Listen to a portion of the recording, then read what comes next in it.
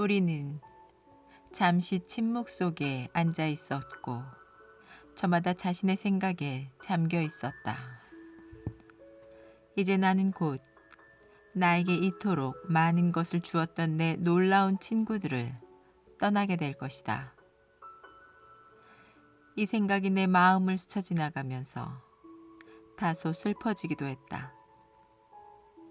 게슈 림포체도 내 슬픔을 감지하였음에 틀림없다. 그는 내 어깨 위로 손을 올리더니 이렇게 말했기 때문이다. 아들아, 네가 느끼는 대로 나 역시 느끼고 있단다. 나도 네 생각을 알아차렸지만 사실 이별이란 존재하지 않는단다. 오늘 밤 너에게도 증명되었듯이 말이다. 그러므로 신 홀로 살고 계시며 우리가 그분 안에서 살아있고 움직이고 있고 그분께서 우리 안에 살아계시고 움직이고 계신다는 그 이해 속에 기뻐하여라. 그래서 마음 안을 제외하고는 분리란 결코 있을 수 없는 것이고 네가 알고 있듯이 이러한 생각은 환상이란다. 우리는 1시간 넘게 서로 이야기를 하며 앉아 있었다. 그러다 나는 극도의 배고픔을 느꼈고 이를 수도 원장에게 말했다. 수도 원장이 말했다. 이제 곧 아침을 먹을 시간이거든요. 아침은 이미 준비되어 있습니다. 수도 원장은 아침 식사에 필요한 모든 것을 사전에 빠짐없이 준비해 놓았었다. 그리고 수도 원장의 시중을 드는 2명의 라마승들이 음식을 날랐다. 사실 아침 식사라기보다는 만찬에 가까웠다. 게슈 림포체는 빵을 쪼개고 음식을 축복하면서 내가 이곳에 와서 머물다 다시 돌아가게 된 것에 대해 사랑을 가득 담아 말씀하였다. 이토록 위대한 현자께서 가슴으로부터 말씀하시는 것을 듣는 동안 나는 겸허해짐을 깊이 느꼈으며 그때 인간의 이해를 넘어서는 사랑이 거기에 있었다. 이곳, 이 방 안에는 내 사랑하는 친구들이 있었다. 그들은 친구, 그 이상의 친구들이었으며 현자들이자 대자연을 자신을 통해 드러내는 마스터들이었다. 그리고 그들의 지식과 사랑과 지혜는 갈등으로 가득한 우리의 세상에는 결코 알려지지 않은 바의 것이었다. 그러나 진리가 자신을 통해 일하도록 자신을 완전히 비우는데 숙련자들인데 그들은 세상 안에 살고 있는 자들 중에서 자신의 가슴을 신에게 열게 될 사람들을 돕고 있었고 그들은 조건들에 의해 묶여있는 그들의 마음의 상태를 이해함으로써 자신의 가슴을 신에게 열게 될 것이다. 생각에 묶여있는 마음을 제외하고는 실제의 치유력과 사랑이 일하는 것을 방해하는 것이 아무것도 없기 때문이다. 햇살이 코몰하리산 정상 뒤편으로부터 나타나기 시작하고 있었다. 우리는 발코니로 가서 그 장엄한 광채를 지켜보았다. 해가 떠오를 때 그날 아침은 더욱 경이롭게 보였다. 다채로운 햇살은 코몰하리산 정상을 중심으로 해서 퍼져 있는 거대한 부채 모양으로 퍼져나가고 있었다. 수정처럼 투명한 새하얀 눈은 이 눈부신 광채를 반사하고 있었고 라마승들은 온만이 만매흠을 노래하면서 기도하고 있었는데 그들의 깊은 목소리는 점점 더 커져갔다. 그날 아침의 풍경은 글을 쓰고 있는 지금 이 순간에도 내 기억에 생생하게 떠오른다. 아침 기도가 끝났을 때 우리는 건물 위로 올라가 각자의 방으로 들어갔다. 나는 침대에 누워 잠을 잤다.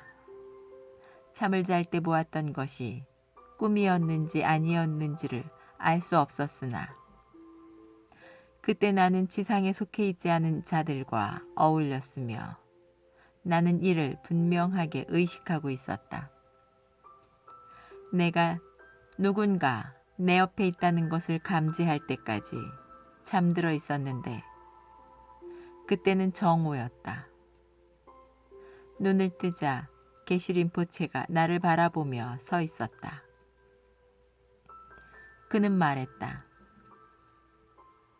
이제 너는 영과 영혼, 몸 모두 원기를 회복했구나. 나는 대답했다. 말씀하신 그대로입니다. 저도 그렇게 느끼고 있습니다. 네가 침대에서 일어나거든. 그는 말했다. 계곡 아래쪽으로 같이 거닐자꾸나. 너에게 해주고픈 말이 있거든. 내일이면 너는 우리를 떠나갈 것이라. 오늘은 너를 내 옆에만 두고 싶구나. 영 안에 분리란 존재하지 않지만 나는 내 유일한 아들과 이별하는 듯 느껴지는구나. 음식을 좀 들고 나서 우리는 코몰하리산 방향으로 계곡 아래쪽을 거닐었다. 나는 말했다. 당신을 떠나가게 돼서 참으로 슬픕니다. 더군다나 몸을 입은 상태로는 더 이상 만나지 못한다 생각하니 더욱 그러합니다. 당신은 저에게 아버지 그 이상이시며 저는 당신을 볼 때마다 매우 깊은 사랑으로 가득 채워지게 되었습니다. 그래 아들아. 그는 대답했다. 네가 몸을 입고 있는 나를 만나기 오래전부터 너를 향한 내 사랑은 시작되었단다. 그동안 네가 일할 때 나는 오랜 동안 너와 함께 있었기 때문이란다.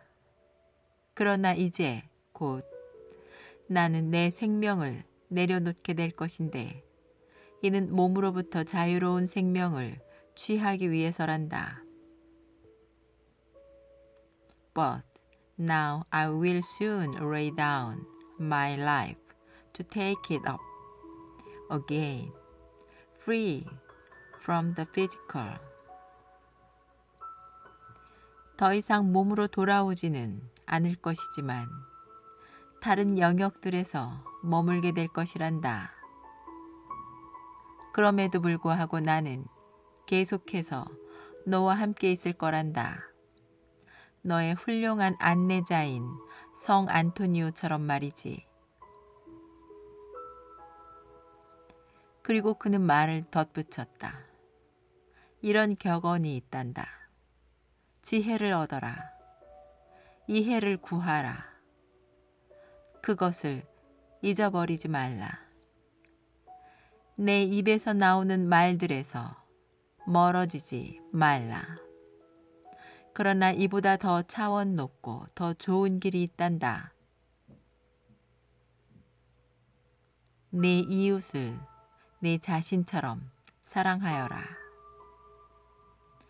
사랑만이 모든 문제를 해결하며 신은 사랑이며 사랑은 신이란다.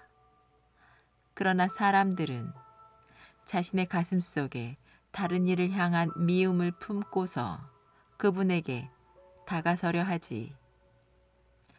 그러나 가슴이 사랑으로 가득하며 마음에는 적개심이 하나도 없어야만 신성한 그분에게 다가설 수 있게 되는 것이란다. 아들아, 너도 알겠지만 어떤 특정한 종교를 따르고 있으며 다른 종교를 따르고 있는 다른 이들에게 적대적인 사람은 종교적이지 못하게 된단다. 그래서 소위 종교적이라 하는 사람들은 그렇지 않은 사람들보다 더 위험하단다. 왜냐하면 그는 인류를 서로에게서 갈라놓고 있는 이상들을 추구하고 있기 때문이란다.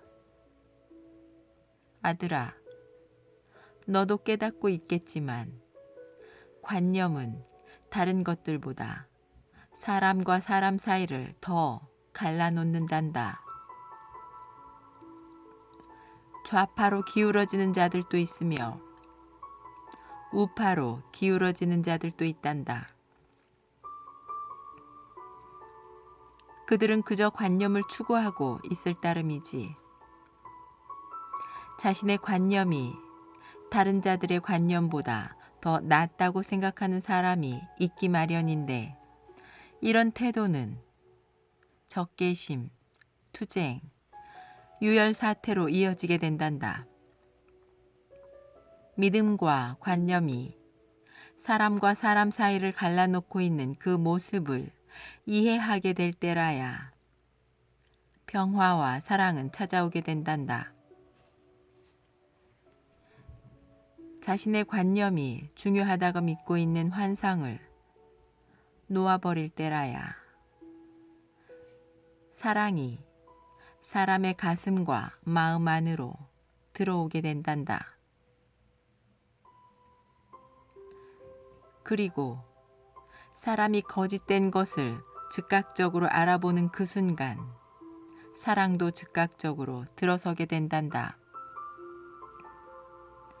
그러면 그때 사랑이신 아버지의 모습과 꼭 닮아 있는 사람이 나타나게 될 것이란다. 그는 모든 것을 다스릴 마땅한 권한을 갖고 있단다. 그러나 그는 많은 이들이 믿고 있는 것처럼 우리와 전혀 다른 초자연적인 존재는 아니란다. 예수께서는 자신이 다른 이들과 전혀 다른 초자연적 존재라고 내세운 적이 결코 없었단다. 그런데 사람들은 자신들의 마음속에 초자연적인 것에 대한 관념을 만들고 그것을 숭배하고 있는 것이란다. 자신들의 머리로 만들어낸 환상을 말이지. 사람들은 초자연적 존재라는 관념을 숭배함으로써 자신들의 실제 있는 그대로의 모습을 보는 것보다도 자신들의 실제 있는 그대로의 모습을 보는 것으로부터 달아나려고 시도한단다. 적개심과 미움과 질투로 가득 차 있는 자신들의 모습을 말이지. 거짓된 것들을 이해하는 것으로서만이 참인 것이 그 즉시 들어설 수 있게 된단다. 이것이 곧 지혜란다. 거짓된 것을 이해하고 그것이 어떻게 해서 생겨났는지를 이해하고 있을 때라야 지혜가 들어서게 되는 것이란다. Only by understanding the force and how it comes about does wisdom come into being. 이렇게 할 때라야 많은 이들이 떨쳐내고자 몸부림치고 있는 속박에서 풀려나 자유로움이 있게 되는 것이란다.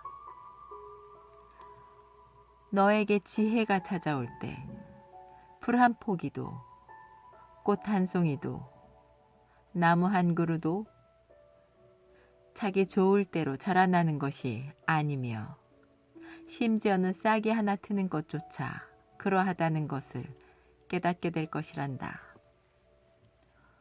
무한하신 하나, infinite one. 무한한 하나 안에 자신의 근원을 갖고 있지 않은 것이란 이 땅 위에는 아무것도 존재하지 않는다는 것을 너는 깨닫게 될 것이란다. 이는 물질 차원을 넘어서도 마찬가지란다. 그러므로 너는 더 이상 무지 앞에서 입을 다물거나 거짓된 것들 앞에서 벙어리가 되지 않을 것이란다. 오히려 너는 이해를 통하여 그 오류를 수정하게 될 것이란다. 더 이상 너는 고통이 무엇인지 묻지 않게 될 것이고, 다만 모든 문제를 해결하는 길을 사람들에게 보여주게 될 것이란다. 가장 높은 차원으로서의 생각, 느낌의 형태는 이해를 통해서 오는 것이지, 관념이나 믿음에 대해 공격적인 성향을 보이는 자아의 독단을 통해서 오는 것이 아니란다. 우리는 오직 실제 안에서, 사랑 안에서만 우리 창조성의 근원을 찾을 수 있단다. 그러므로 너는 더 이상 안전을 구하지 않게 될 것이란다. 안전을 구하고 있는 자는 항상 부족한 상태에 있기 때문이지. 네가 안전해질 수 있는 그 기초는 이해에 있는 것이지 구하는 데 있는 것이 아니란다. 왜냐하면 너는 항상 현존하고 있는 결코 끊어지지 않는 공급의 원천 속에서 이미 매 순간 지금 살아가고 있기 때문이란다. For you live now in the ever-present, never-ending source of supply. 나는 그의 말을 전적인 주의를 기울여 들었으며 생각을 만들어내지 않고 다만 자아를 이해하는 방식으로 듣는 법을 익히게 되었다. 자기를 이해하는 것이 곧 자유이며 변혁이기 때문이다.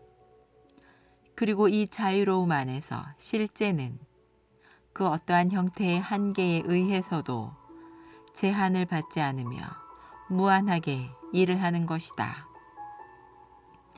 나는 더 이상 그들과 내가 처음 만났을 때와 같은 사람이 아니었다. 내 마음속에서 진리를 철학적으로 해석하려는 태도와 시도는 모두 사라져버렸다. 그렇게 해석한 내용이 참이든 거짓이든 간에 그건 별로 중요한 것이 아니라는 것을 이제 알게 되었기 때문이다. 사실상 그렇게 하는 것은 실제가 일을 하는 데 있어서 오히려 가장 큰 방해물로서 머리를 써서 하는 놀이에 불과했다.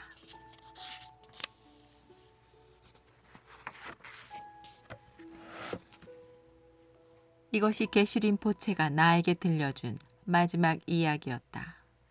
이는 마지막 충고라 볼 수도 있었다. 물론 그는 결코 충고를 하려는 마음을 먹은 것도 아니지만 말이다. 그의 말의 대부분은 이해를 통해서 이루어지는 마음의 정화 작업이었으며 이는 남의 도움이 아니라 스스로의 힘에 의해서 이루어질 수 있는 것이다. 그때 그는 또 이렇게 말했다. 전에 내가 계획한 것과는 다르게 나는 너와 함께 링마탕으로 돌아가지 않을 것이란다. 나는 이곳에서 겨울을 보낼 것이란다. 해가 뜨고 질 때 저 아름다운 산을 올려다도 보면서 너를 생각하게 될 거란다. 모든 곳을 통틀어 이곳이 내가 가장 사랑하는 곳이기 때문이란다. 그러나 칼림퐁까지는 네 친구가 함께 따라갈 것이고 그 다음부터는 너 혼자 가게 될 것이란다. 몸으로는 혼자이겠지만 영적으로는 혼자가 아니란다. 이 십자가를 받아라. 이는 내가 어렸을 때부터 갖고 있었던 상징이란다. 내 아버지께서 나한테 주셨던 것이지. 이곳을 보면 수직과 수평 막대기가 교차하고 있는 그 중심에 다이아몬드가 박혀 있다는 것을 알게 될 거란다. 이는 아버지와 어머니와 신의 뜻에 충실한 아들을 상징한단다. 아들은 진리이자 사랑과 지혜인 그것 안에서 태어난단다.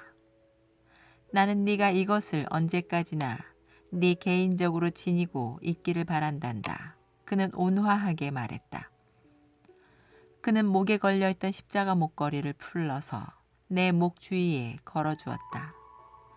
그리고 나서 그는 나를 축복해 주었다. 눈물이 내 뺨을 타고 흘러내렸지만 나는 이를 알지 못했다. 그 순간 내 영혼 안에서 그리스도가 깨어나고 있다는 것을 강하게 느끼고 있었기 때문이다.